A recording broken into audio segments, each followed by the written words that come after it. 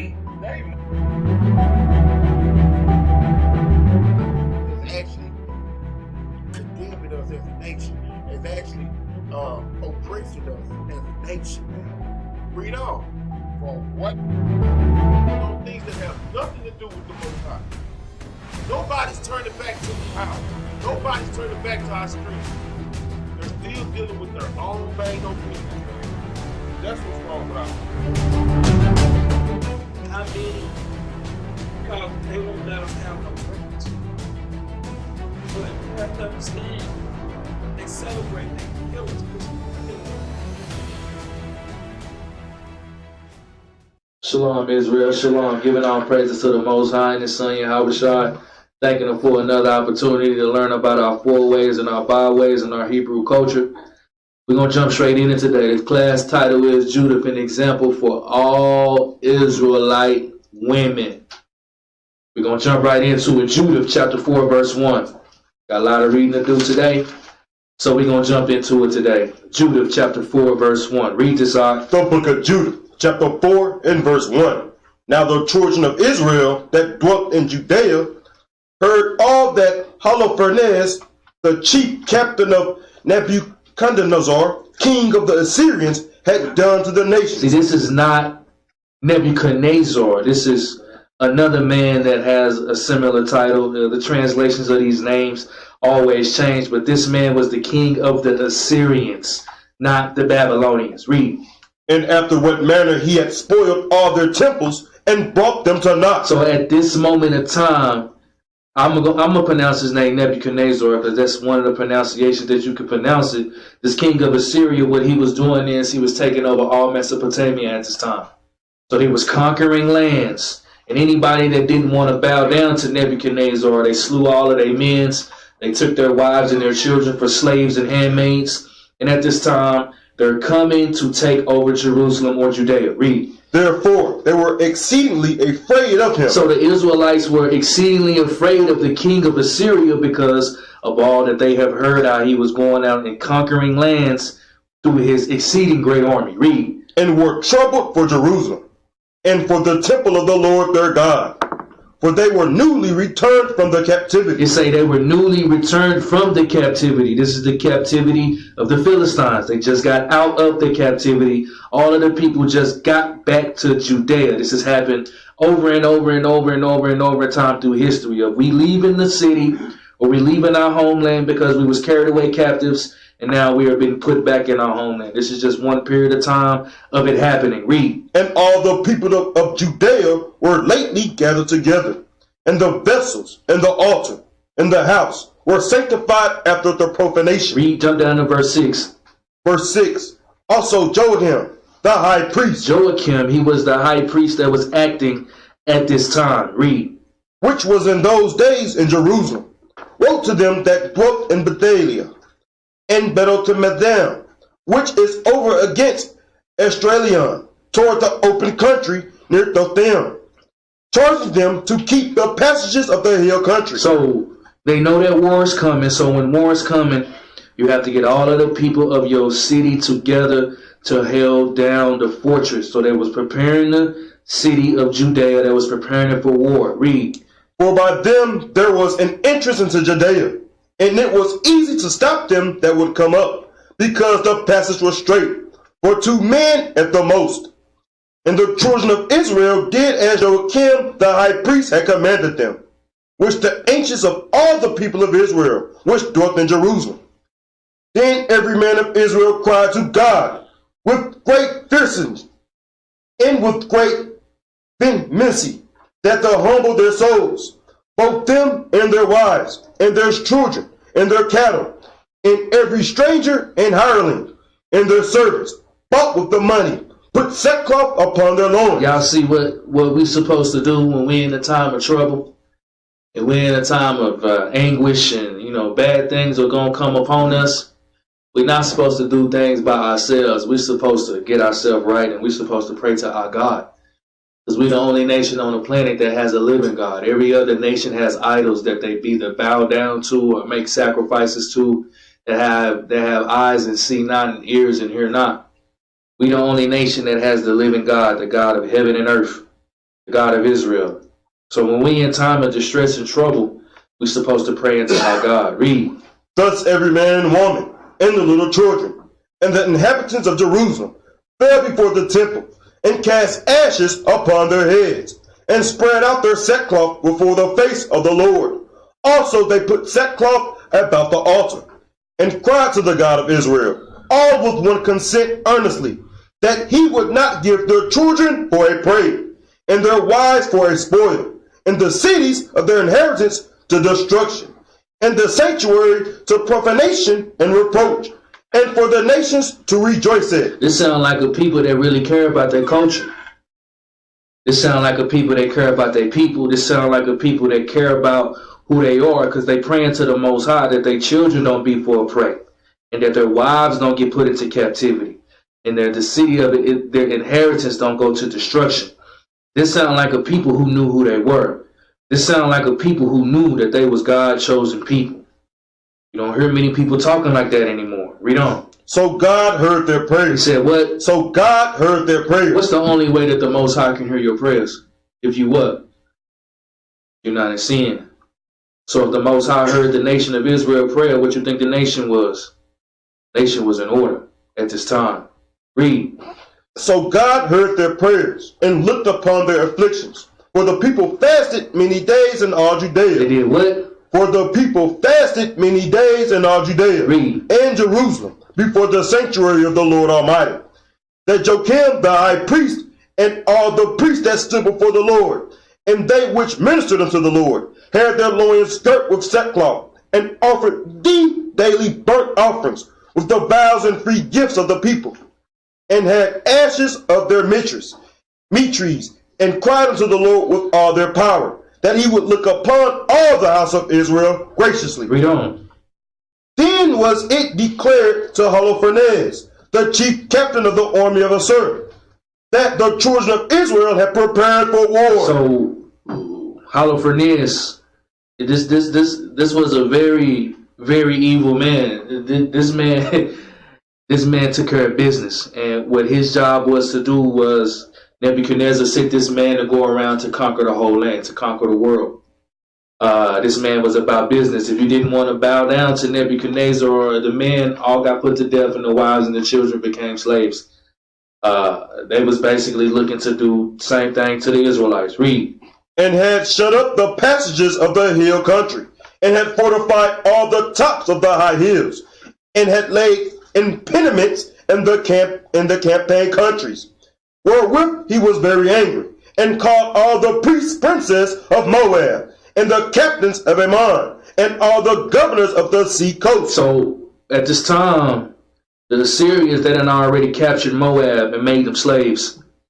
So they took his whole army as well.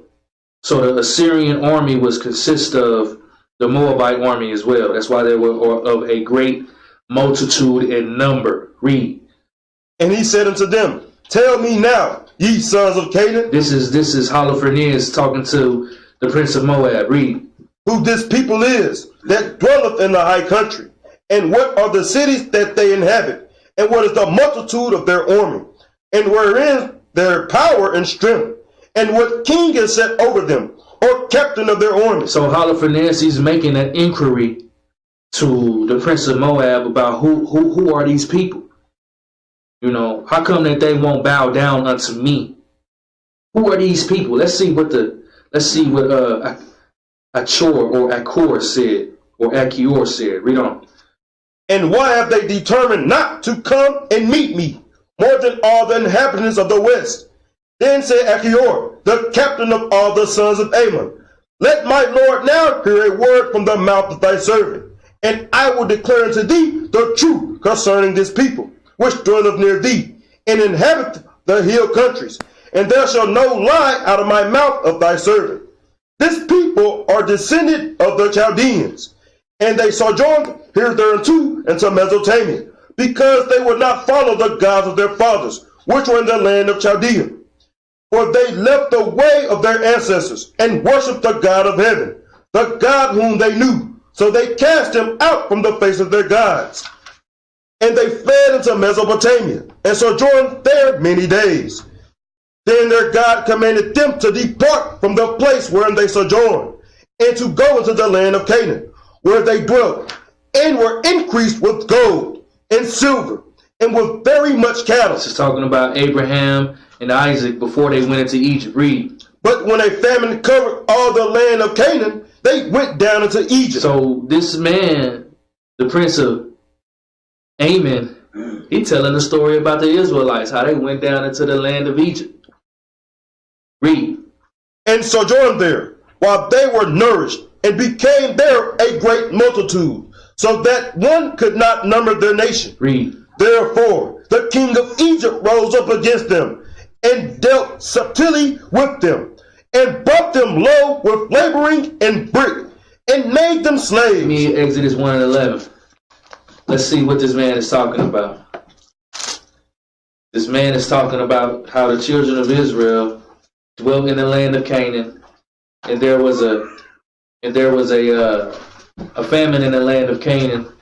So the Israelites had to go down to the land of Egypt where there was no famine. Joseph was already down there, but the rest of the 12 tribes came down there. And he said that the Egyptians had rose over them and made them servants. This is the account of that. Read this. The book of Exodus, chapter 1, verse 11. Therefore they did set over them taskmasters to afflict them with their burdens. And they built for Pharaoh treasure cities, Pithom and Ramesses. But the more they afflicted them, the more they multiplied and grew. And they were grieved because of the children of Israel. Read on. And the Egyptians made the children of Israel to serve with rigor. And they made their lives bitter with hard bondage, and mortar, and in brick, and in all manner of service in the field. All their service, wherein they made them serve, was with rigor. Let's go back. Go back to the book of Judith. Judith chapter 5 and verse 11. So if all y'all still want to be cool with Ham and them Africans and them, bro, all you got to do is read the book of Exodus. They made you serve with hard bondage and rigor, in all manner of brick. So you was in the cotton field, the tobacco field, the rice field, building the cities, and had you in slavery, bro. That's the reason why they still look down upon you to this day. Read. The book of Judith, chapter 5, verse 11. Therefore the king of Egypt rose up against them, and dwelt subtilly with them, and brought them low with laboring and brick, and made them slaves. Just read that in Exodus 1. Read. And they cried unto their God. They did what? And they cried unto their God. Israel, man. Israel, we haven't got back into this moment yet to start crying unto our God again. You know, we want to just talk about people all the time. Why we not crying unto our God yet? You know, but it's coming. Read. Then they cried unto their God, and he smote all the land of Egypt with incurable plagues. Y'all know what the Lord did to the Egyptians to free us. Read. So the Egyptians cast them out of their sight. Jump down to verse 16. Verse 16. Verse 17. Verse 17. And whilst they sinned not before their God, they prospered. He said what? And whilst they sinned not before their God, they prospered. Read. Because the God that hateth iniquity was with them. But when they departed from the way which he appointed them, they were destroyed in many battles, very sore, and were led captives into a land that was not theirs. And the temple of their God was cast to the ground, and their cities were taken by the enemies. But now are they returned to their God, and are come up from the places where they were scattered, and have possessed Jerusalem, where their sanctuary is, and are seated in the hill country, for it was desolate. Now therefore, my Lord and Governor. Pay attention to verse 20. Read it again. Now therefore, my Lord and Governor, if there be any error in this people, and they sin against their God, let us consider that this shall be their ruin, and let us go up, and we shall overcome them. But if there be no iniquity in their nation, let my Lord now pass by, lest their Lord defend them, and their God before them, and we become a reproach before all the world. See how your enemy know who you are, bro? Your enemy know you Israel. They know it. Why you think that they putting up 99 cents for every shrimp advertisements on TV from Joe's Crab Shack? Why they putting the liquor stores right in your neighborhoods. Why they advertise it? How come you can only find pork in the grocery store for 99 cents a pound? Because they know who you are. Your enemy knows that if our people are in sin, you're going to stay a slave forever. But if you get your mind right, but if you repent, then the God of Israel going to show his wrath. Probably going to send a tornado down through Whitey neighborhood. Probably going to send a hurricane down through Allah Akbar in them neighborhood. Through Dikembe Mutombo in them neighborhoods. But as long as we in sin, you're going to continue working them 60 hours of shifts a week, aunt and sister. You're going to continue. It won't stop. And your enemy know this. This is recorded in the Bible of how your enemy, the other nations, they know how special you are. They know how you are a peculiar people. The only people that don't know it is us. Read. And when Achior had finished these sayings, all the people standing round about the tent murmured. They got pissed off with what he said. Because they like, ain't no way. Read. And the chief men of Holofernes and all that dwelt by the seaside and in Moab spake that he should kill him.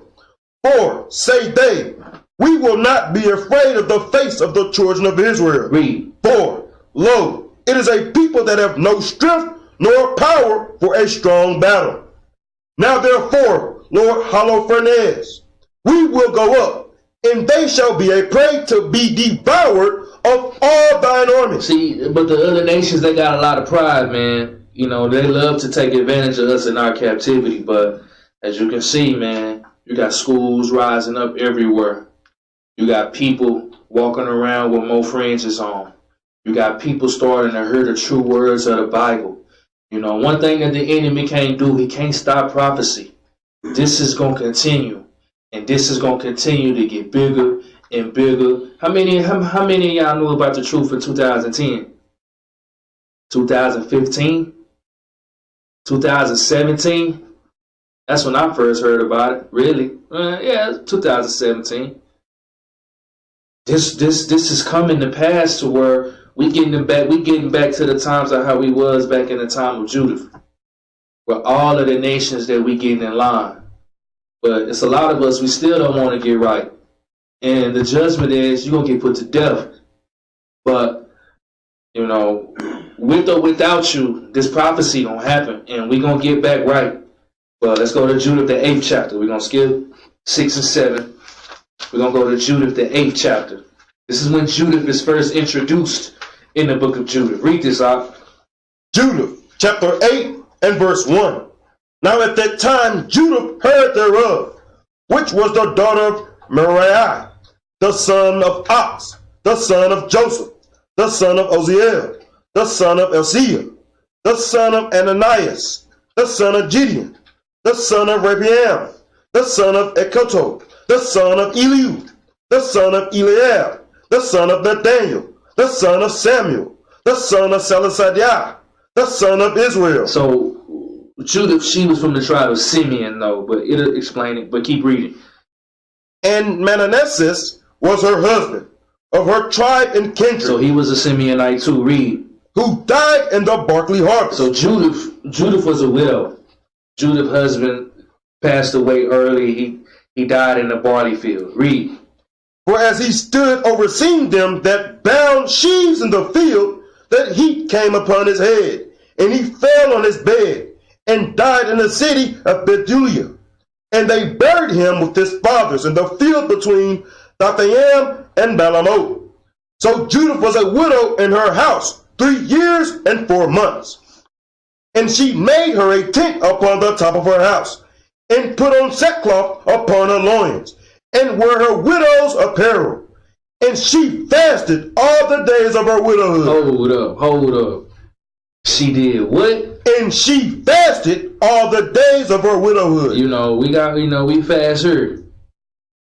But what type of Israelite strong sister you think that can fast all the days of her widowhood? That sounded like a sister that got to be in the spirit. That sounded like a sister that don't play no. Her only mission is to serve the Most High. That's it. We getting her. Read. save the eves of the Sabbath. But, the Sabbath days, you got to have a holy convocation. So she didn't fast on the Sabbath. Read. And the Sabbaths, and the eves of the new moons. Because on the new moons, you got to keep the feast of the new moons. Read. And the new moons, and the feast and solemn days of the house of Israel. That's what the only time that she wasn't fasting. She ate every week, ate and drank every week, but she was a woman of the Most High. Read. She was also of a goodly countenance, and very beautiful to behold. So this was a very beautiful sister, good and pleasing to the eyes to see. Read. And her husband Manasseh had left her gold and silver, and manservants, and maidservants, and cattle, and lands, and she remained upon them. When Israelites, especially these brothers, they still got that lustful spirit when they come in this truth. The first thing that they want to talk about is multiple wives, because they find out that it's not a sin to have multiple wives. But what you gonna leave your wives? A car note? A mortgage payment or something? What about that hospital bill you ain't paid? That ambulance bill you still ain't paid? You see what this brother left his sister, man? Gold, silver, men servants, maid servants, cattle, and land. Rules walking around here thinking that they kings, man. We at the bottom of society. Read. And there was none that gave her an ill word. He said, hold up. What about Judith? He said, what? And there was none that gave her an ill word. So nobody can say nothing bad about this sister. Nobody. Some sisters, you hear a bad report about her every day. Once a week. Twice, 3 times a month. They said it wasn't an ill word that nobody could say about this sister. Nothing. Read. For she feared God greatly. That's the reason why. Nobody can say nothing about her. She wasn't in no drama. She feared the Most High. And that's it. Wasn't worried about nothing else. Read. Now when she heard the evil words of the people against the governor, that they fainted for lack of water, for Judith had heard all the words of Ozias, had spoken unto them, and that he had sworn to deliver the city unto the Assyrians after 5 days. So Ozias had sworn to the Israelites that by 5 days, if the God of Israel didn't save them, then he was going to give him and their family over to the Assyrians, and he should have never done that. He's the Lord say, trust in the Lord with all thy heart and lean not unto thy own understanding. He went on his own understanding. And see what the sister did to him. Read. Then she sent her waiting woman, that had the government of all things that she had. Her waiting woman was her chief handmaid. Read. To call Ozias, and Cabris, and Carmis, the ancients of the city. And they came unto her, and she said unto them, hear me now, O ye governors of the inhabitants of Bethulia, for your words that ye have spoken before the people this day are not right, touching this oath which ye made and pronounced between God and you, and have promised to deliver the city to your enemies, unless within these days the Lord turn to help you. Read. And now, who are ye that have tempted God this day, instead of God among the children of men? And now, try the Lord Almighty, but ye shall never know anything, for ye cannot find the depth of the heart of man, neither can ye perceive the things that he thinketh. Then how can ye search out God that hath made all things, and know his mind, and comprehend his purpose? Nay, my brethren, provoke not the Lord our God to anger. Cutting that brother up, man. Slicing and dicing him. It take a godly woman to do that, though. It take a godly woman that's fearing the Most High at all times to go up to Ozias. He was the leader of the people. And talk to him. Matter of fact, give me Proverbs 20 and 24. Let's see what she was actually saying, though. She's saying, don't tempt the Most High. Don't go and make your own decisions. You got to understand that man's going to the Lord. You got to trust in the Most High. Read this. The book of Proverbs, chapter 20 and verse 24. Man's goings are of the Lord. How can a man then understand his own way? Go back to Judith chapter 8, verse 15. I'm just showing you what the sister was saying. She wasn't speaking her own words. She wasn't speaking out of emotions and her feelings like our sisters normally do today. She was speaking the words of the Most High. She was speaking in righteousness and being holy. Babylon got us messed up. Babylon thinking we holy because we got that house or we got that car or we got that good job. You're just a slave. That's right. Holy mean keeping God's commandments and walking as such. There's not a lot of holy people left. Read on. Judith chapter 8 and verse 15. For if he will not help us within these 5 days, he hath power to defend us when he will. He said what? For if he will not help us within these 5 days, he hath power to defend us when he will. So the Most High, he do whatever he please. He'll defend you at the last moment, or he'll defend you at the beginning of times. You always got to trust on the Most High. Whatever your situation is, it ain't bad, I promise. Read. Even every day, or to destroy us before our enemy. He got a choice on what he want to do. If you in sin, he going to let your husband, first of all, your husband going to get put to death. And the wife, you're going to become somebody else's wife of another nation. And your children going into the cotton field. And they're going to be slaves. Or you can either be righteous, and the Lord going to deliver you out of the hand of your enemies. Choose wisely. Read. Do not bind the counsels of the Lord our God. For God is not as man, that he may be threatened. Neither is he as the Son of Man, that he should be wavering. Therefore, let us wait for salvation of him, and call upon him to help us. And do what? And call upon him to help Call us. upon the Most High to help your people. Read. And he will hear our voice. He said what? And he will hear our voice, if it please him. He said he will hear our voice if it please him. Read on. For there arose none in our age, neither is there any now in these days, neither tribe, nor family, nor people, nor city among us, which worship gods made with hands, as have been aforetime. Read on. For the which cause our fathers were given to the sword. For the which cause our fathers went into captivity, because they served other gods made with hands. But at this time, nobody was serving gods. They were serving the God of Israel. Read. For the which cause our fathers were given to the sword, and for a spoil, and had a great fall before our enemies. But we know none other God. See, Israel, we know a lot of other gods. These celebrities are our gods. We still want to live their lifestyle. Especially these brothers in the truth, man. All they want to do is be rappers, bro. They just want to rap and think they're going to be rapping in the kingdom. Sisters, they still trying to be their idols that they grew up watching on the television and on cell phone and stuff. That's worshiping other gods. When we holy, the Lord told us to be a holy people, separate from all that stuff. None of that stuff going to get you in the kingdom. All it is going to do is set you up for death and destruction.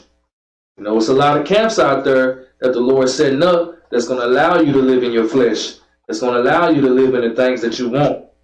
But it's all going to get destroyed. You got to know where you at. Read. But we know none other God. Said what? But we know none other God. Read. Therefore, we trust that he will not despise us, nor any of our nation. Ain't nothing to worry about when you're keeping the commandments. Read. For if we be taken so, all Judea shall lie waste, and our sanctuary shall be spoiled, and he will require the profanation thereof at our mouth, and the slaughter of our brethren, and the captivity of the country, and the desolation of our inheritance, will he turn upon our heads among the Gentiles, wheresoever we shall be in bondage, and we shall be an offense and a reproach to all them that possess us. For our servitude shall not be directed to favor, but the Lord our God shall turn it to dishonor. So you got to understand. Read verse 23 again. For our servitude shall not be directed to favor, but the Lord our God shall turn it to dishonor. So, we got to, a lot of people come up to us on the street, and a lot of brothers don't know how to answer this question. A brother might come up on the street and say, well, wasn't it the Most High to put you in captivity? Wasn't it the Most High who put you in slavery? Yeah, but you got to understand how the Most High work. If you got children, right, and your children doing something bad, don't you get their belt and don't you chastise them, don't you punish them? But you don't whip them for 8 days straight. You whip them, then they get their stuff right. And as soon as they start getting their stuff right, what do? You show them favoritism again. You start to show them love again. You start to show them care again. That's how the Most High do with us. He lets us go into slavery, but every other nation that goes into slavery, they have to go into slavery for that.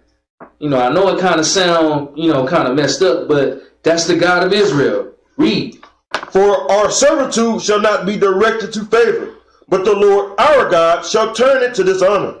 Now therefore, O brethren, let us shew an example to our brethren, because their hearts depend upon We us. tell our brothers this all the time. You got to show an example for your brethren, because their minds depend on us. You got some people in this congregation, sisters, that their salvation depend on how you walking, depend on how you talking, depend on how you moving. The sister that's sitting right next to you, you never know it. She might look at you as an example to be an Israelite woman. But every time you come in with drama, she thinking the Israelite woman is about drama. Every time you come in with mischief, she'll think an Israelite woman is about mischief. Every time you come in with deceit or gainsaying, she thinking an Israelite woman is about that, so she gonna take on them characteristics. Same thing for you brothers. It worked the same way. It say that this salvation depend on us, because the Lord called us. You know how many Negroes out there on the street don't know who they are? But the Lord called us, and it depends on us. Read. Now therefore, O brethren, let us shew an example to our brethren, because their hearts depend upon us, and the sanctuary, and the house, and the altar rest upon us. Moreover, let us give thanks to the Lord our God, which trieth us, even as he did our fathers. Hold up, read that again. Moreover, let us give thanks to the Lord our God, which trieth us, even as he did our fathers. Remember what things he did to Abraham. Nah, you good on that. Jump down to verse 28. Verse 28. Then said Ozias to her, all that thou hast thou spoken with a good heart, and there is none that may gainsay thy words. See what the brother said to the sister? He said, Con. That's what he said. See, if you're talking to a godly woman, and if your woman is serving the Most High, she gonna say things, and some of you brothers, you gotta stop being so headstrong with these sisters, man. Because some of them are real godly women. Some of them are. 2/3 of them, they're gonna get their head chopped. But a lot of the times with these sisters, you gotta listen to them, man. You have to listen to them. Sometimes she gonna say something, and you can't say nothing back.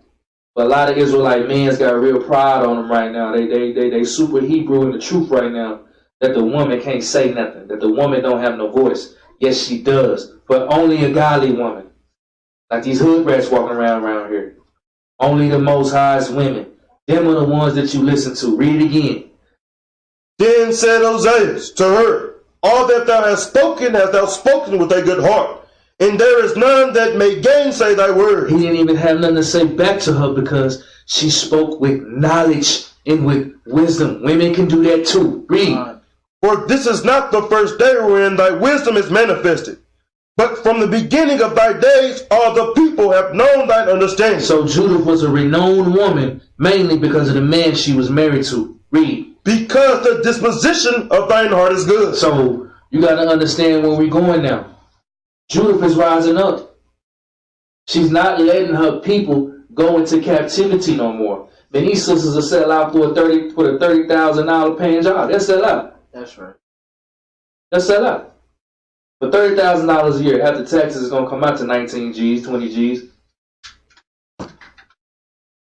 You live a better life on housing. These sisters will sell out for that. Now you got an Israelite sister, she willing to risk it all on the line. Hold up. Remember, she had gold and silver, men servants, maid servants, cattle, and land. What did she need? What did she have to risk? That sounds like having it all to me. But this is the mindset that our sister's supposed to be in. It's always about your peoples, man. It's always about your nation. That's how it should be. So the sister, she going up to the men's that's sitting at these tables. She went up to them and said that. But if you got a godly woman, you can't say nothing back to her. All you're going to say is come, because the Most High is using her. A lot of our women, we're not there yet. Judith, chapter 9, verse 1. Judith, chapter 9 and verse 1. Then Judith fell upon her face, and put ashes upon her head, and uncovered the sackcloth wherewith she was clothed. And about the time that the incense of that evening was offered in Jerusalem in the house of the Lord, Judith cried with a loud voice, and said, O Lord God of my father Simeon, So she was from the tribe of Simeon. Her father is Simeon. Read. to whom thou gavest a sword to take vengeance of the strangers, who loosened the girdle of a maid to defile her, and discovered the thigh of her shame, and polluted her virginity to her reproach. It's talking about Israel. Read. For thou sayest, it shall not be so, and yet they did so. Read on. Wherefore thou gavest their rulers to be slain, This is talking about us. They gave our rulers to be slain. Read. so that they dyed their bed in blood, being deceived, and smotest the servants with their lords, and the lords upon their thrones, and hast given their wives for a prey, and their daughters to be captives, and all their spoils to be divided among thy dear children, which were moved with thy zeal, and call upon thee for aid. O God, O my God, hear me also a widow. You heard this sister crying out for her people, man. This is how we trying to get our sisters and our brothers to do, man, crying out. But the only thing they want to cry out to is a Facebook board, man. Why they not crying out to their God? Why they not crying out to the one that's going to redeem them out this captivity? Why is there so much drama with these brothers and sisters in Israel? You know, I would expect that for people that's sleep, bro. You know what I'm saying? Out in this world, because that's what they got. But why is there so much drama in Israel? I try to tell y'all, when y'all reading these scriptures are not talking to nobody that's asleep. It's talking to all awakened Israelites. All awakened Israelites. We got to stop that. Listen to how your sister, listen to the mindset that your sister is in. This is a godly woman. Read. For thou hast wrought not only those things, but also the things which fell out before, and which ensued after, that hast thou upon the things which are now, and which are to come. Jump down to verse 9. Verse 9. Behold their pride. This is the Assyrians. Behold their pride. She's still praying. She's saying, behold their pride. Read. And send thy wrath upon their heads. Send wrath upon their heads. Read on. Give into mine hand. He said, what? Give into mine hand. This is her. She praying. She said, give into my hand. Read. Which am a widow, the power that I have conceived. Smite by the deceit of my lips the servant with the prince. So she's praying the Most High really to smite her enemies by the deceit of her lips. And what does that mean? The story going to explain itself of how Judith did what she did, but I ain't going to spoil it. Read on. Smite by the deceit of my lips the servant with the prince, and the prince with the servant. Break down their stateliness by the hand of a woman. Give me 2 Corinthians 10 and 1. You know, you got to understand that the weapons of our warfare are not carnal, but mighty, pulling down the strongholds of men. 2 Corinthians 10 and 4. Let's see what the sister was really praying for. Read this. The book of 2 Corinthians, chapter 10 and verse 4. For the weapons of our warfare are not carnal, but mighty through God to the pulling down of strongholds. Read. Casting down imaginations, and every high thing that exalted itself against the knowledge of God, and bringing into captivity every thought to the obedience of Yahushua. Read. And having a readiness to revenge all disobedience, with their obedience is fulfilled. So it say, having a readiness to revenge all disobedience. This is a time of revenge. It's a time and a place for everything. You know, we on the street corners, and we telling our people that their enemy going into captivity. They've been destroyed so much by the Christianity church. They tell us that we teach hate. They tell us that we a hate group. They say this and they say that, but those are the same Christians on that same Sunday worship church that don't read their Bible every time that they go in. They shucking their job, have a backflip contest in there or something. Probably never, none of them probably ever heard of the book of Judith. Go back, book of Judith, chapter 9. It's giving you insights of this sister facing captivity. The enemy is standing right at the front door. The enemy is standing right at the front door, and you got a sister, she ready for war. A sister now, ready for war. Our sisters are not there. That's just real. You know, I know it's kind of hard, but You know, the truth is the truth. Am I now therefore your enemy because I tell you the truth? You know, Israel got a lot, they get in their feelings when you tell them the truth. It is what it is. The enemy right there knocking at the door, and she praying to the Most High, let it be me. Tell you what kind of spirit she was in the head. Read on. Judith chapter 9 verse 11. For thy power standeth not in multitude, nor thy might in strong men. For thou art a God of the afflicted, and helper of the oppressed, an upholder of the weak, a protector of the forlorn, a savior of them that are without hope. I pray thee, O God of my father, and God of the inheritance of Israel, Lord of the heavens and earth, creator of the waters, king of every creature, hear thou my prayer, and make my speech and deceit to be their wound and strife. She said, and make my speech and deceit to be their wound and their strife. Read. Who have purposed cruel things against the covenant, and thy hallowed house, and against the top of Zion, and against the house of the possession of thy children, and make every nation and tribe to acknowledge that art the Lord God of all power and might, and that there is none other that protecteth the people of Israel but thou. So you got to understand the mind frame this sister is in. The enemy is right there at her door. The most fiercest army that the world really has ever seen at this moment.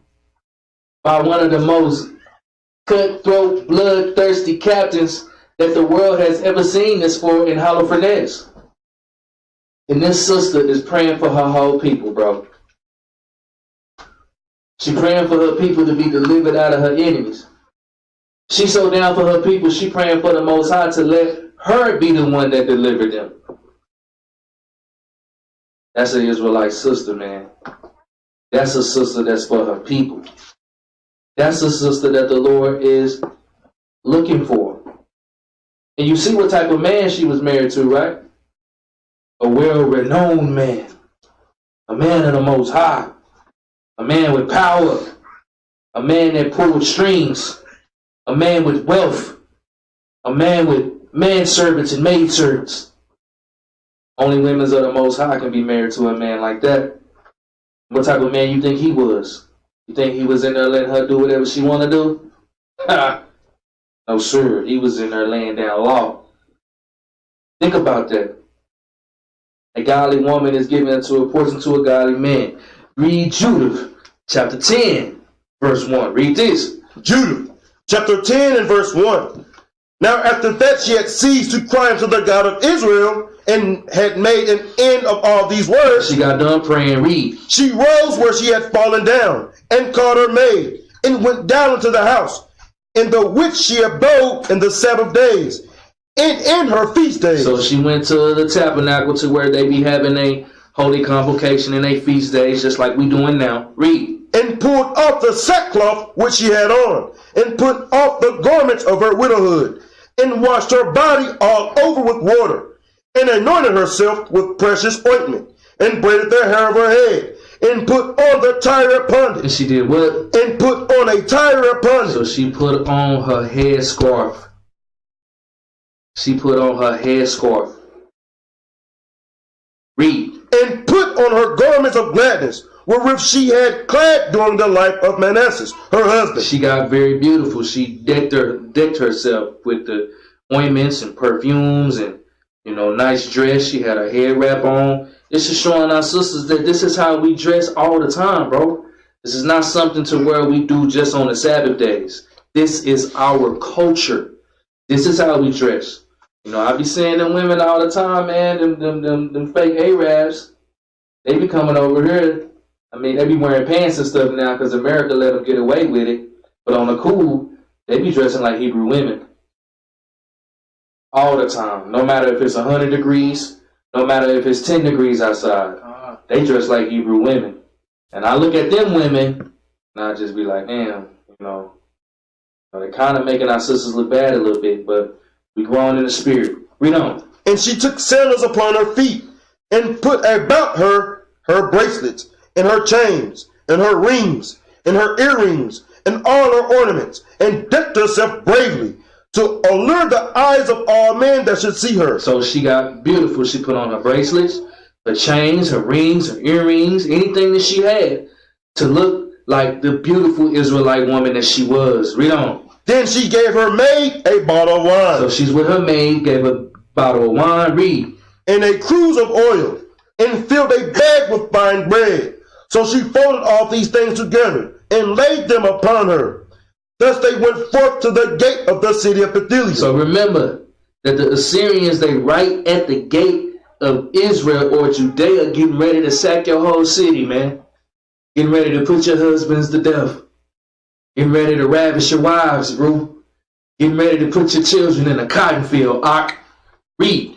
And found standing there Ozias, and the ancients of the city, Cabris and Carmis. And when they saw her, their countenance was altered, and her apparel was changed. They wondered at her beauty very greatly. So when the men of the city, they seen her the first time, she came up to them. She had on her clothes of sackcloth. You know, she wasn't done up already. So when they seen her again, their eyes had turned back a little bit because she was looking good at this time. Read. And when they saw her, that her countenance was altered, and her apparel was changed, they wondered at her beauty very greatly, and said unto her, the God of all fathers, give thee favor, and accomplish thine enterprises to the glory of the children of Israel, and to the exaltation of Jerusalem. Then they worshiped God. And she said unto them, command the gates of the city to be opened unto me, that I may go forth to accomplish the things whereof ye have spoken with me. So they commanded the young man to open unto her, as she had spoken. Jump down to verse 11. Verse 11. Thus they went straight forth in the valley. So this is Judith. She's leaving the city. They remember when they first heard of the city, what did they do? They locked the city down because the Assyrians was coming to ravish their whole city. So she went out to the gates of the city and she told the brothers to open up the gates of the city because she had a plan to defend the children of Israel. Right? So just giving you a background. So when you're reading it, you got to comprehend what you're reading. Read on. And the first watch of the Assyrians met her. So he's saying the what? And the first watch of Assyrians met her. So the Assyrians were already ready for battle. They had men in the mountains. They were surrounded the whole city. So when Judah first walked out of the city, the first watch of the Assyrian army had met her. Read. And took her, and asked her, of what people art thou? And whence comest thou? And whither goest thou? And she said, I am a woman of the Hebrews, and am fled from them, for they shall be given you to be consumed. So you remember when we read in Judith the 9th chapter, she was praying of the deceit of her tongue was going to free her, the people, the children of Israel, from this danger. So you heard what she said? She told him she was a Hebrew, but she told her she fled from him. But keep reading. Read on. And I am coming before Holofernes, the chief captain of your army, to declare words of truth, and I will show him a way whereby he shall go and win all the hill country, without losing the body or life of any one of his men. Now when the men heard her words and beheld her countenance, they wondered greatly at her beauty, and said unto her, Thou hast saved thy life, and thou hast hasted to come down to the presence of our Lord. Now therefore come to his tent, and some of us shall conduct thee until they have delivered thee to his hands. So you see these men that was marveling at her beauty, lusting after her. They don't know, man, that this was the woman of the Most High. She was coming to take care of business. She wasn't selling out like some of these sisters that sell out for that good job, man. She was moving in a way to save her peoples. So she done made it all the way down to the chief captain of hosts, Holofernes, at this time when she's leaving the city, going to take care of business. Jump down to verse 19. Verse 19. And they wondered at her beauty, and admired the children of Israel because of her. You see, read that again. And they wondered at her beauty, and admired the children of Israel because of her. Read on. And everyone said to his neighbor, Who would despise this people, that have among them such women? Surely it is not good that one man of them be left, who being let go might deceive the whole earth. See how they was thinking, man? They said, man, you know, Judith was probably a 10 out of 10. It is what it is. And the other nations saw her. They say, damn, the Hebrew women look like that? And we got to kill all they men then so we can take all their women's. Give me Ecclesiasticus chapter 36 and verse 22. Hey, you know, it is what it is, man. You know, some of you brothers, I know you see Big Booty Judy walking down the street, man. Don't be lusting after that, but a man loveth nothing better to see a beautiful woman. Read this. The book of Ecclesiasticus, chapter 36 and verse 22. The beauty of a woman cheereth the countenance, and a man loveth nothing better. It is what it is. Go back, Judith. Chapter 9. So Judith was already winning at this moment because the men of the other nations, they lusting after beauty. They're not even in war mode no more. They looking after this sister. You know, probably scheming and try to, you know, they probably got ants in their pants at this moment. Read this. Judith, chapter 10, verse 19. And they wondered at her beauty and admired the children of Israel because of her. And everyone said to his neighbor, who would despise this people that have among them such women? Surely it is not good that one man of them be left, who being let go might deceive the whole earth. And they that lay near Holofernes went out, and all his servants, and they brought her into the tent. Now Holofernes rested upon his bed under the canopy, which was woven with purple and gold and emeralds and precious stones. So they shewed him of her, and he came out before his tent with silver lamps coming before him. And when Judith was come before him and his servants, they all marveled at the beauty of her countenance. And she fell down upon her face and did reference unto him, and his servants took her up. And you see what she's doing now. She done made it all the way out of Judea. She went down. Now you got to remember that Nebuchadnezzar and the Assyrians was coming up to capture Jerusalem. This is what the story is all about. A sister defending her people. You got to go back and referencing what you're reading. You know, a lot of the times we don't understand that we're illiterate. You know, we'll read something on one page and can't even remember 2 pages ago what we read. You know, we all struggle with this. I know I did when I first came into the truth. I realized that I was illiterate. I didn't know how to read. I could recite the words on my paper pretty well, but to be literate means to be able to decipher literature. I wasn't able to decipher what I was reading. So Judith is now face to face with Holofernes. Holofernes is the chief captain of the army of the Assyrians led by Nebuchadnezzar. Read Judith 11 and 1. Judith, chapter 11 and verse 1. Then said Holofernes unto her, Woman, be of good comfort. Fear not in thine heart. For I never heard any that was willing to serve Nebuchadnezzar, the king of all the earth. You hear what this man said? He telling the sister, don't fear. He said, I ain't never heard nobody that was willing to serve down, that was willing to bow down and serve Nebuchadnezzar and the Assyrians.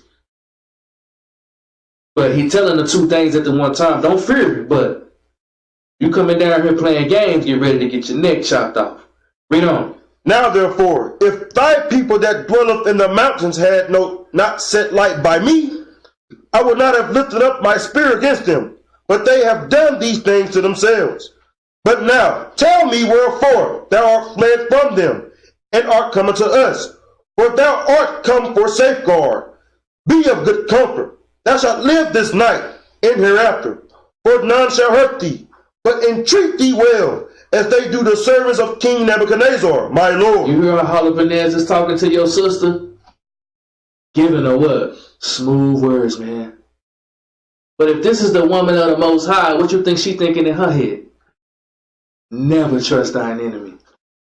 Never. Never, ever, ever. Give me Ecclesiasticus chapter 12, verse 16. Ecclesiasticus chapter 12, verse 16. This is a woman of the Most High. Let's get how she was thinking at this time. Read this. Ecclesiasticus chapter 12 and verse 16. An enemy speaketh sweetly with his lips. He said what? an enemy speaketh sweetly with his lips. Holofernes was telling Judith, sister, you ain't got to worry about nothing. You come in here, everything is good. Read. But in his heart he imagineth how to throw thee into a pit. I know Becky, man, be bringing you the Chick-fil-A sandwiches at work, man. I know she do. Soon as you show up late one time, guess who went to go tell boss you was late? Becky there brought you the Chick-fil-A sandwiches. It was her. Read. He will weep with his eyes. He said what? He will weep with his eyes. Don't play like you crying. Read. But if he find opportunity, he will not be satisfied with blood. He said what? But if he find opportunity, if he get the chance, read. He will not be satisfied with blood. He gonna go in there. He gonna tell office. He gonna tell boss that you're listening to one body in your house at the job. Better cut it down. I'm just playing, man. Go back to Judith. Chapter 11. Jump down to verse 13 real quick. We'll skip through it. But if y'all want the context, this is an easy read. Go back and read it for yourself. Read on. Judith chapter 11 verse 13. And are resolved to spend the first fruits of the corn and the tenths of wine and oil, which they had sanctified and reserved for the priests that serve in Jerusalem before the face of our God. The which things it is not lawful for any of the people so much as to touch their hands. To touch with their hands. For they have sent some to Jerusalem, because they also that dwell in there have done the like, to bring them a license from the Senate. Now when they shall bring them the word, they will forthwith do it, and they shall be given thee to be destroyed the same day.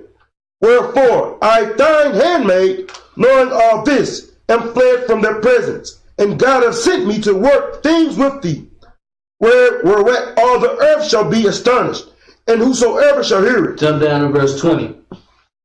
Verse 20. Then her words pleased Holofernes and all his servants. So what basically Judith had told him was that we are the children of the Most High.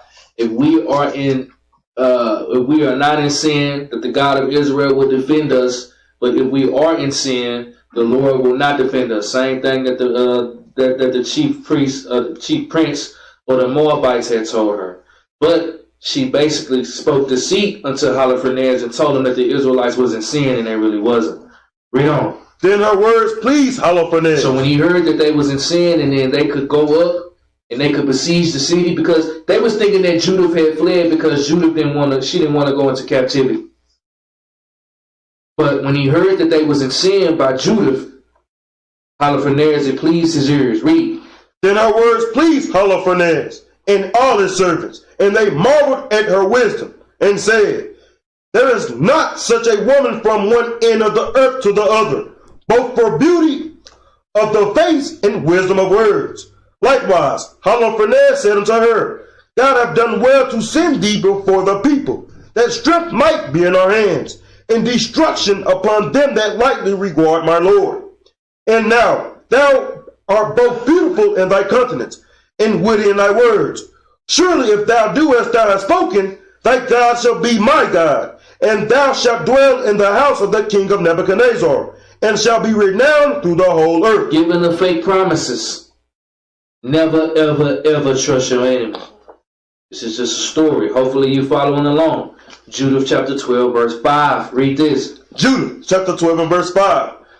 Then the servants of Holofernes brought her into the tent. So now she's in Holofernes' tent now. Read. And she slept till midnight. And she slept until midnight. Read. And she arose when it was toward the morning watch. And towards the morning watch till about 3 a.m. Read. And sent to Holofernes, saying, let my Lord now command that thy handmaid may go forth unto prayer.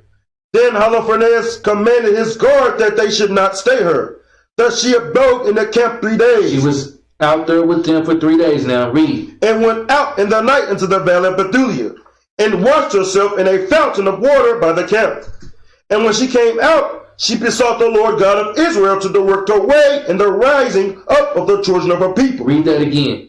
And when she came out, bathing, read. She besought the Lord God of Israel. She besought the Most High, read. To direct her way. To direct her way, read. To the raising up of the children of her people. She was all doing it for her people. This is a righteous, righteous sister.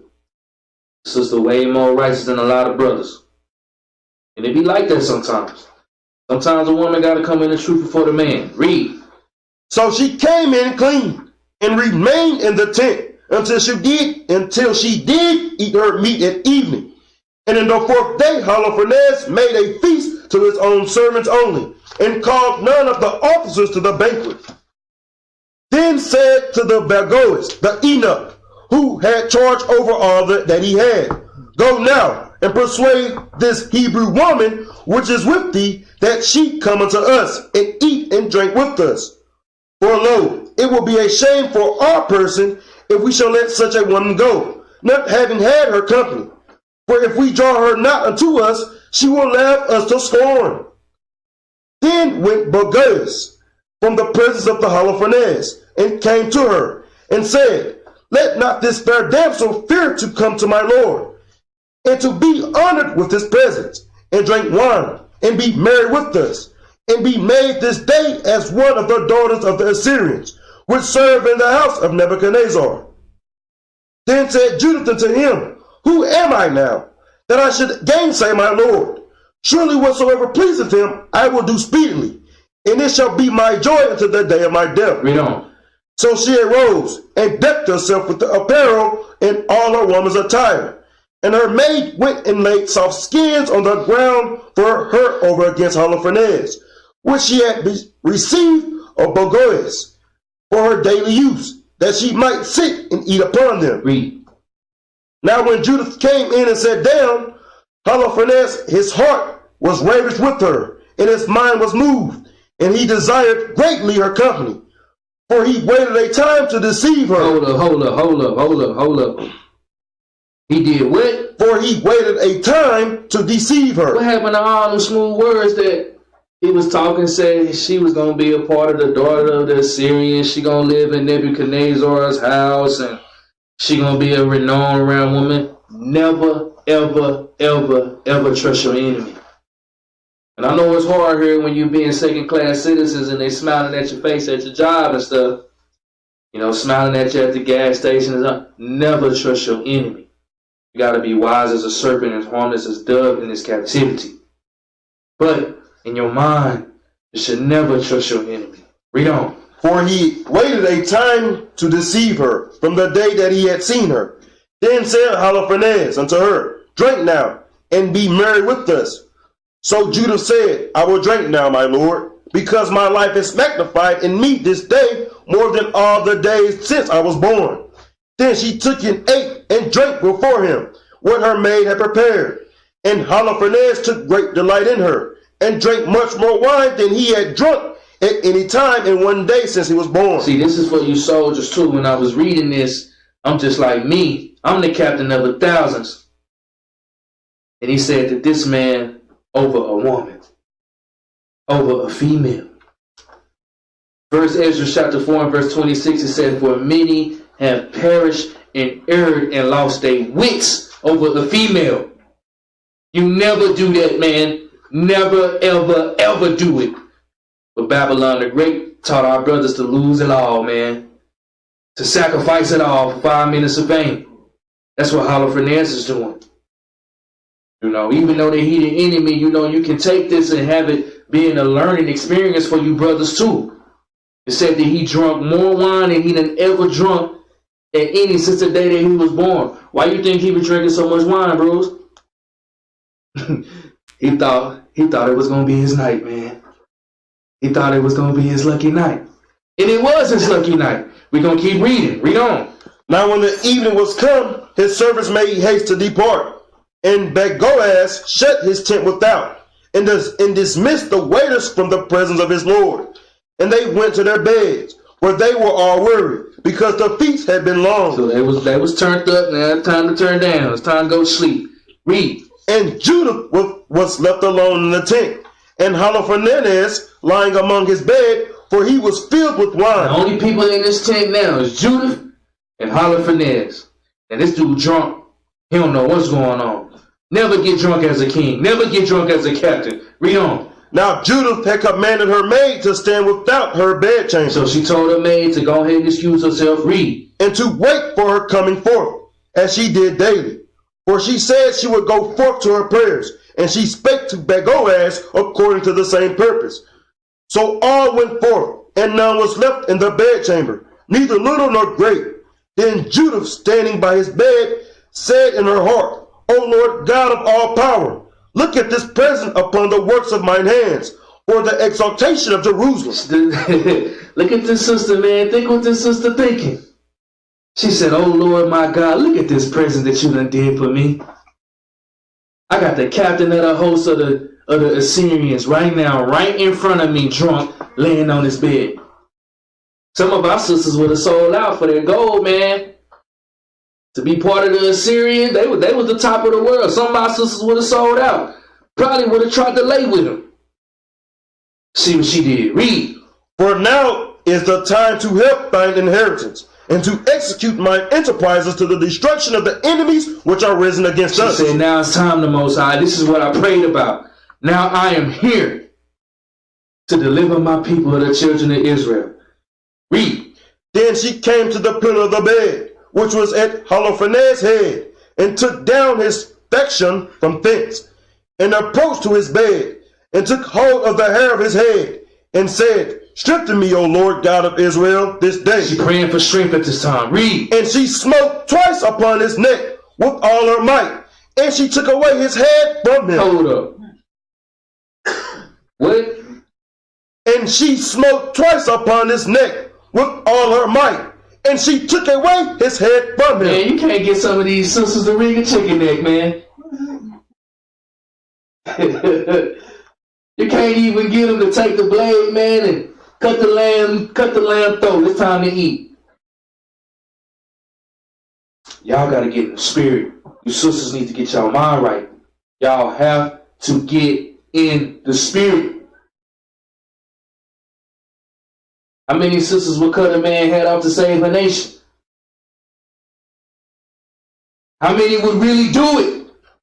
How many sisters would really be in that mind frame to have a choice? Either sell out and save my life, or cut this man's head off and save my people. This is a godly woman. This is a woman of Israel. This is a daughter of Sarah that will do anything for her nation. Let's go back. Let's go back all the way back. So, the Assyrians was coming up. The children of Israel, what happened to them? They were scared, frightened, not trusting in the Most High. Then you had a woman raise up, a woman of the Most High God. Went down into the enemy territory. Yeah, she used a little deceit, but she prayed about it. That's what the Most High used her to do. Did Jacob deceive Esau to get the blessing? So sometimes it's like that. Then she went down with Holophanez, man, one of the most serial killers on the planet for Nebuchadnezzar. Laying in his tent. Some of our sisters probably would have gave him some more drinks. Said, it's time. She cut this dude's head off. That's a woman of the Most High. A lot of our sisters, we headstrong, but will they do this? I doubt it. But some of them will, though. You know, this is for her peoples. And let's see what else she did, man. Read on. And she smote twice upon his neck with all her might, and she took away his head from him, and tumbled his body down from the bed, and pulled down the canopy from the pillars. And Anan, after she went forth, and gave Holophanez's head to her maid. So her handmaid was down with it. What type of spirit you think the handmaid was in when Judith came out with the man head? She probably looked at her like, that girl, what the? Oh, you want to put it in the bag? Okay, I got you. I put it in the bag then. Damn. You didn't tell me you was going to knock nigga head off. But the handmaid was in the spirit, because the first thing she did was she put it in the bag. She ain't asked no questions. She said, this how we doing it? Bet. I'm going to put it in the bag. Read on. And she put it in her bag of meat. So they twain went together according to their custom unto prayer.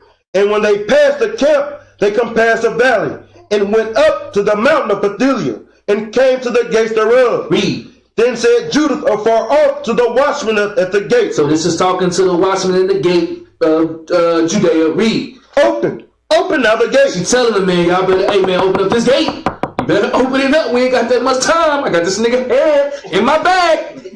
Open up the gate. Because they gonna come. Read on. God, even our God, is with us, to show his power yet in Jerusalem, and his forces against the enemy, as he hath even done this day. Read on. Now when the men of her city heard her voice, they made haste to go down to the gate of their city, and they called the elders of the city. And then they ran all together, both small and great, for it was strange unto them that she was come. So they opened the gate and received them, and made a fire of a light, and stood round about them. Because this was about the first watch, which is so-called like around 3 a.m. this time. Read. Then she said to them with a loud voice, Praise, praise God, I say. She said, what? Praise God, I say. Even though she was the one who did it, who did she give all honor and glory and praise to? The Most High. The Most High.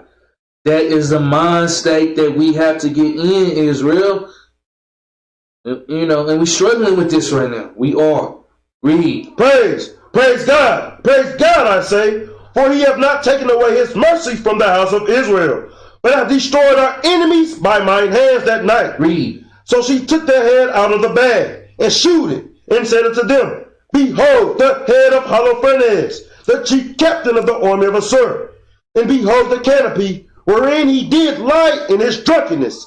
And the Lord hath smitten him by the hand of a woman. By the hand of what? By the hand of a woman. By the hand of what? By the hand of a woman. Read on.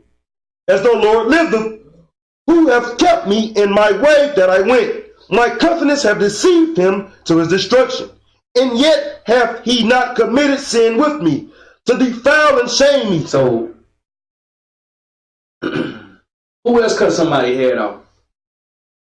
Y'all know? Go to 1 Samuel 17 and 50.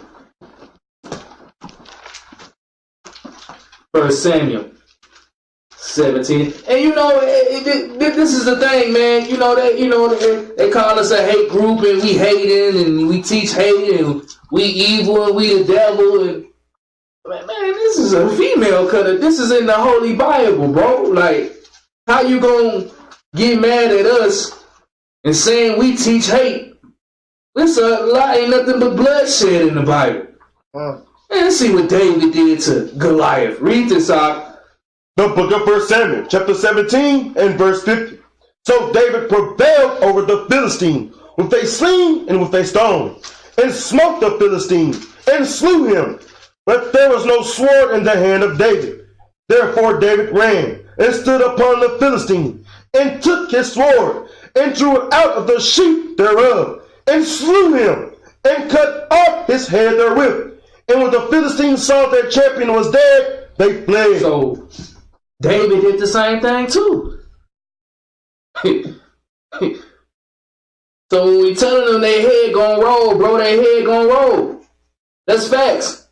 Got a lot of feminine brews, and you got a lot of feminine brews in the truth. They're telling us that we need to calm it down a little bit, humble it down a little bit. What book are they reading? What book are they reading, bro? Let's go back. Judith. So when you read in 1 Samuel, it say, when the Philistines saw that their champion head was cut off, what did they do? They fled, because it was of the Most High. So when the Assyrians seen that Holofernes' head got cut off, what you think that they did? They fled, because it was all of the workings of the Most High. And if the children of Israel are not in sin, we're going to be delivered every single time. If you still want to be a nigga, man, you still want to be a Mexican, you still want to be an Indian, whatever you calling yourself, be prepared to live the rest of your life working a 60-hour shift. Because that's the contract you signed. You signed it. So don't get mad at the Most High when you still working that 60-hour shift because you don't want to get your life right. Don't get mad. Judith. Chapter 13, read verse 17. Judith, chapter 13 and verse 17. Then all the people were wonderfully astonished, and bowed themselves, and worshipped God, and said with one accord, Blessed be thou, O our God, which has this day brought to naught the enemies of thy people. Then said Ozias unto her, O daughter, blessed art thou of the Most High, God above all the women upon the earth. So it is rank amongst these sisters as well. Some of them going to be holy and then start going down. It said that Judith was above all the women of the earth. Read. And blessed be the Lord God, which hath created the heavens and the earth, which have directed thee to the cutting off of the head of the chief of our enemies. Read. For this is thy confidence shall not depart from the heart of man, which remember the power of God forever. And God turned these things to thee for a perpetual praise, to visit thee in good things, because thou hast not spared thy life for the affliction of our nation, but hast revenged our ruin, walking a straight way before our God. And all the people said, so be it, so be it. If you keep the commandments, bro, if you just love on your brothers and your sisters, if you're ready to lose your life for your nation, the Most High, He going to use you in the way that He wants you to use you.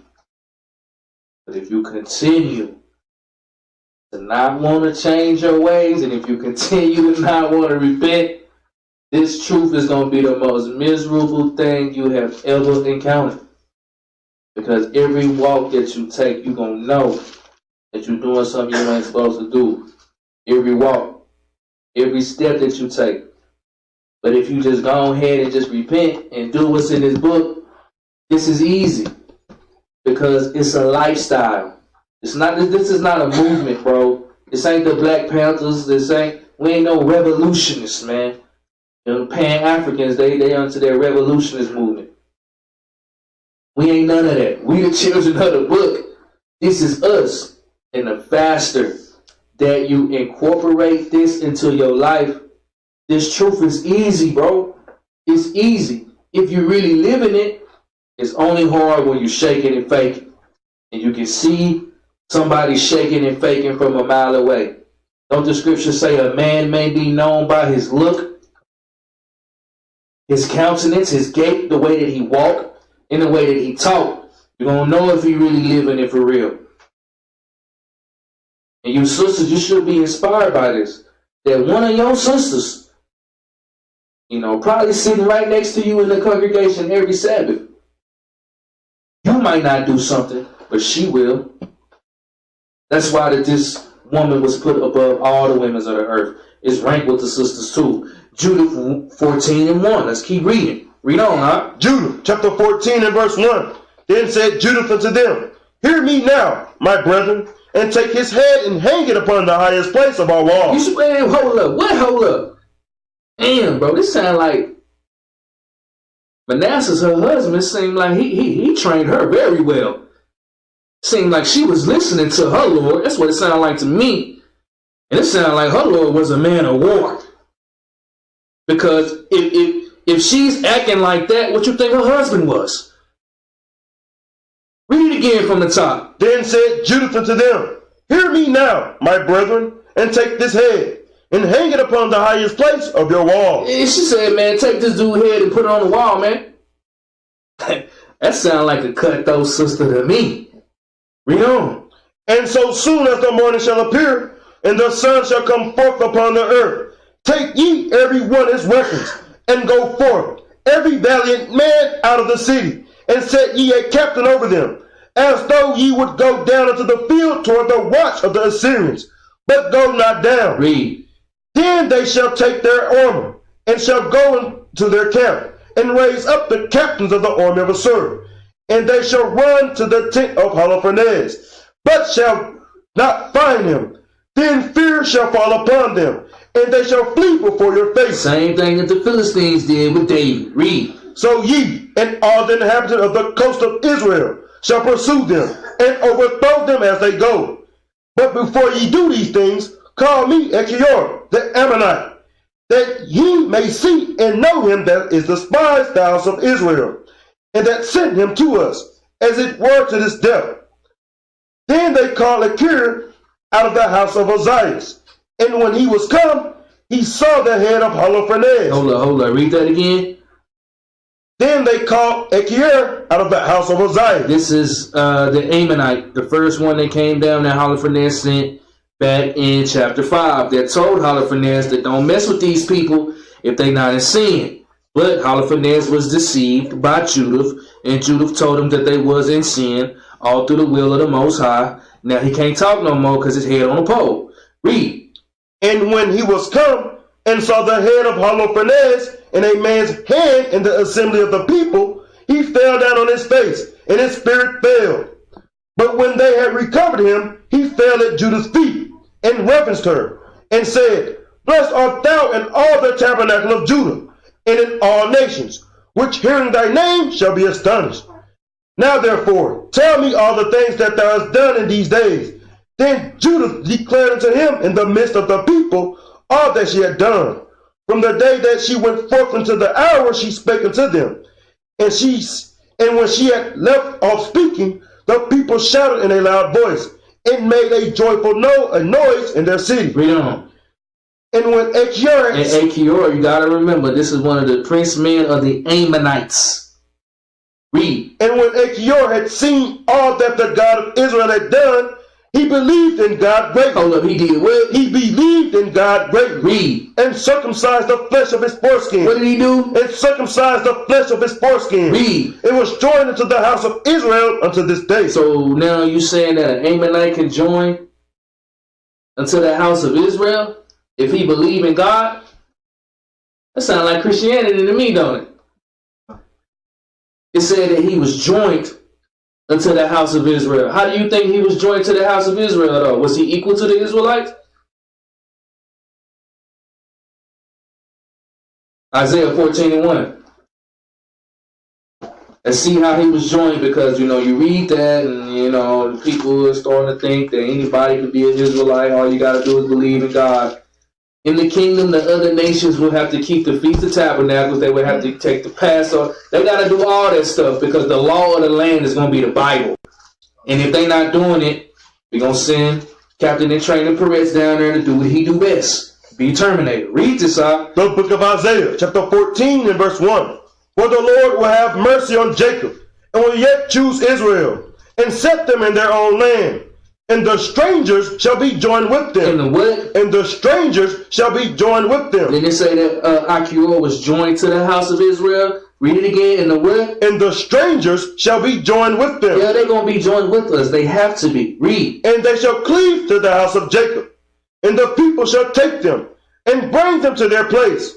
And the house of Israel shall possess them in the land of the Lord. For servants and handmaids. For what? For servants and handmaids. Now they're going to be equal. For servants and handmaids. Read. And they shall take them captive. They shall do what? And they shall take them captive. Read. Whose captives they were. And they shall rule over their oppressors. So that's how he was cleaved onto the house of Israel, man. He was just taken in as a slave, and we're going to put some fringes on him, and, he gonna have to keep the Feast of Tabernacle, but he gonna be in the cotton field. That's just how it is. Somebody gotta, go out there and do the dirty work for us. Let's go back to Judith, chapter 4. What was that? Verse 10. Jump down to verse 16. Judith, chapter 14 and verse 16. Therefore he cried with a loud voice, with weeping and sighing, in a mighty cry, and rent his garments. After he went into the tent where Judith lodged, and when he found her not, he leaped out to the people and cried,